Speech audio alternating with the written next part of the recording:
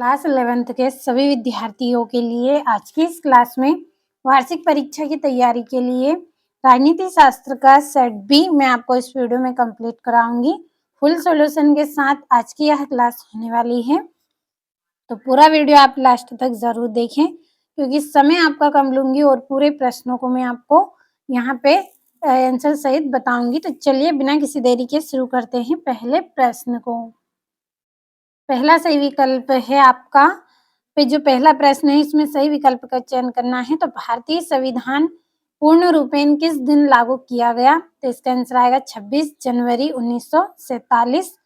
दूसरा है नौकरशाही शब्द का सर्वप्रथम प्रयोग किया था, तो किसने किया था? द नार्गे ने किया था। तीसरा है राज्यसभा के सदस्यों का कार्यकाल कितने वर्ष होता है? 6 वर्ष का होता है। चौथा है कानूनों की व्याख्या करने वाला सरकार का अंग है, तो कौन सा अंग है? न्यायपालिका। पांचवा है राजनीतिक सिद्धांत को आदर्श उन्मुख बनाने का प्रयास किया है, किसने किया है? लियो स्ट्रास ने किया है।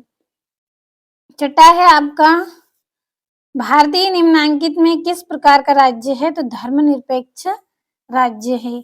दूसरा प्रश्न है रिक्त स्थानों की पूर्ति कीजिए। तो पहला है संविधान सभा की प्रारूप समिति के अध्यक्ष डेडेस थे, कौन थे? Doctor BR Ambedkar.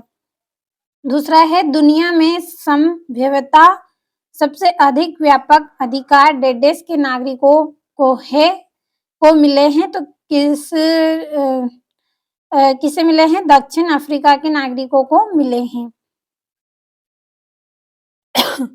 तीसरा है आपका राष्ट्रपति पद के प्रत्याशी को 150 रुपये जमानत राशि जमा करनी पड़ती है, 15,000 रुपये जमानत राशि जमा करनी पड़ती है। चौथा है भारत में 150 न्याय प्रणाली की व्यवस्था की गई है, तो इसका आंसर आएगा एकीकृत। पांचवा स्थानीय स्वशासन एक समिति क्षेत्र में कार्य करते हुए 150 शक्तियों का प्रयोग करता है, तो किसका? हस्तांतरित शक्तियों का प्रयोग करता है। छठा है आपका ब्रिटिश सरकार के 150 ने हमारी व्यक्तिगत स्वतंत्रता के अपहरण का प्रयास किया था, तो रोलेट एक्ट इसका आंसर रहेगा। अब हमारे तीसरे प्रश्न की ओर बढ़ते हैं। तो ये तीसरा है सही जोड़ी बनाइए।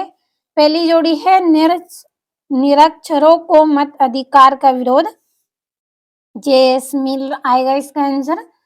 तीसरा है सर्वप्रथम राष्ट्रपति शासन वाला राज्य, तो पंजाब आएगा इसका आंसर पंजाब। तीसरा है राज्य सूची, तो इसकी जोड़ी रहेगी 47 विषय।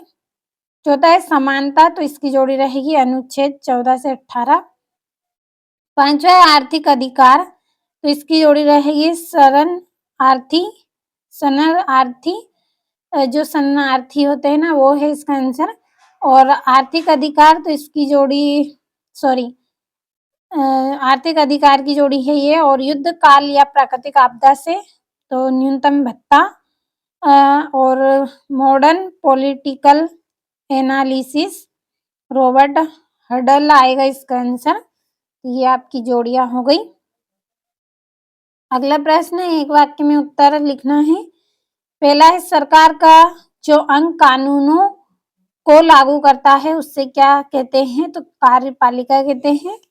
दूसरा है भारत की केंद्रीय व्यवस्थापिका को क्या कहा जाता है? तो भारतीय संसद कहा जाता है। तीसरा है अनुच्छेद 356 किससे संबंधित है? तो इसका आंसर आपको भरना है।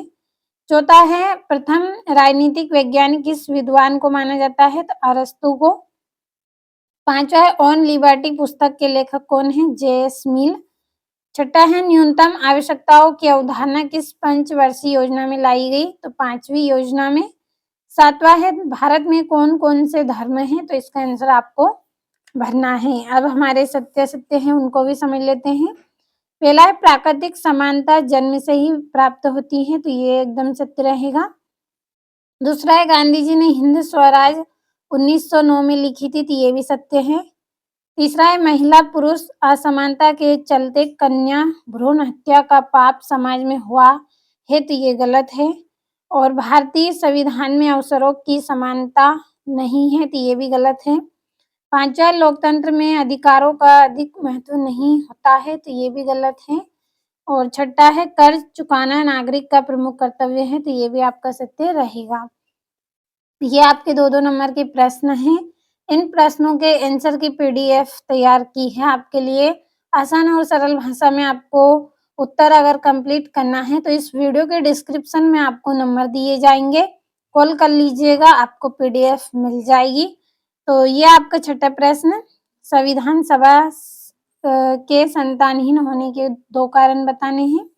न्यायाधीशों की नियुक्ति की प्रक्रिया को समझाना है।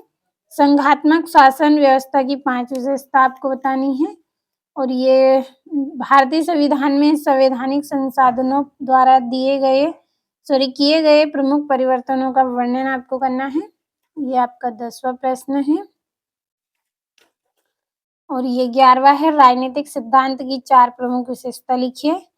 नागरिक समानता का क्या महत्व है और सामाजिक न्याय की प्रमुख विशेषता आपको समझाना है। और नागरिकों को क्या दायित्व है। और ये इस तरह से आपके बाकी के प्रश्न हैं, तो कंप्लीट ज़रूर कर लें आप। आपको वार्षिक परीक्षा के लिए मैंने 23 इम्पोर्टेंट प्रश्न आज की इस क्लास में दिए हैं, तो कंप्लीट हर एक प्रश्न को करें, भरोसा रखें, अच्छे से मेहनत करें और अच्छे से अच्छे अंक एग्जाम में प्राप्त करें।